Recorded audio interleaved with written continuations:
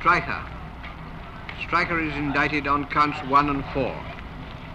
One of the earliest members of the Nazi Party, joining in 1921, he took part in the Munich Putsch. From 1925 to 1940, he was Gauleiter of Franconia. Elected to the Reichstag in 1933, he was an honorary general in the SA. His persecution of the Jews was notorious. He was the publisher of Der Stürmer, an anti-Semitic weekly newspaper from 1923 to 1945, and was its editor until 1933. Crimes against peace. Streicher was a staunch Nazi and supporter of Hitler's main policies. There is no evidence to show that he was ever within Hitler's inner circle of advisors, nor during his career was he closely connected with the formulation of the policies which led to war. He was never present, for example, at any of the important conferences when Hitler explained his decisions to his leaders. Although he was a Gauleiter, there is no evidence to prove that he had knowledge of these policies.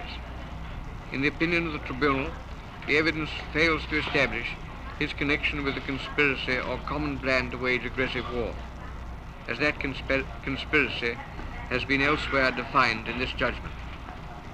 Crimes against humanity.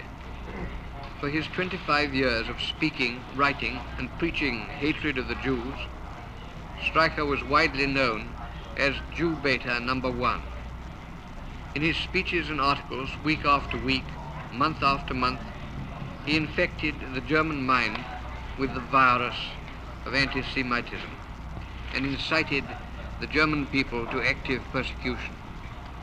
Each issue of Der Stürmer, which reached a circulation of 600,000 in 1935, was filled with such articles, often lewd and disgusting. Streicher had charge of the Jewish boycott of April 1st, 1933. He advocated the Nuremberg decrees of 1935. He was responsible for the demolition on August 10th, 1938, of the synagogue in Nuremberg. And on November 10th, 1938, he spoke publicly in support of the Jewish pogrom which was taking place at that time. But it was not only in Germany that this defendant advocated his doctrines. As early as 1938, he began to call for the annihilation of the Jewish race. 23 different articles of Der Stürmer between 1938 and 1941 were produced in evidence, in which extermination, root and branch, was preached.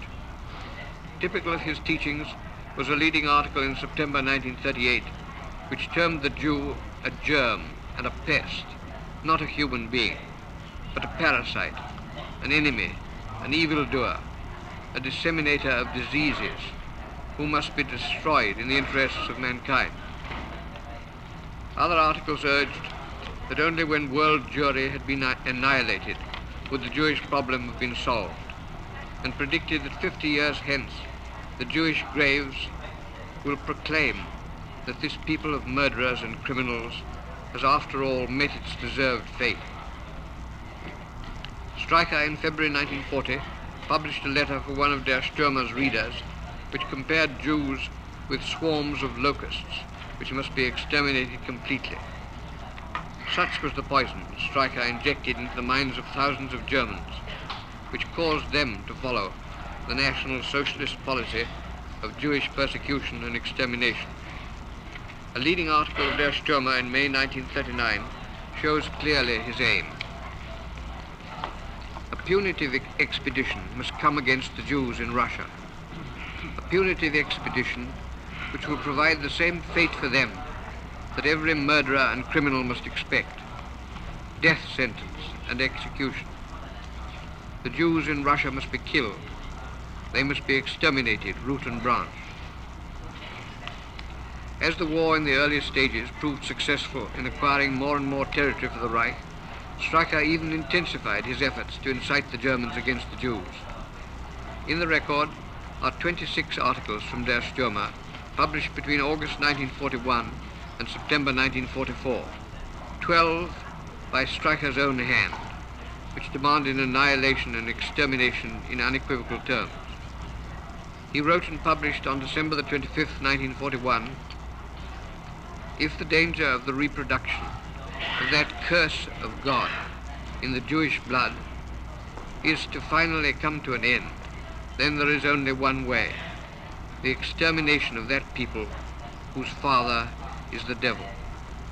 And in February 1944, his own article stated, "Whoever does what a Jew does is a scoundrel, a criminal, and he who repeats and wishes to copy him deserves the same fate: annihilation, death."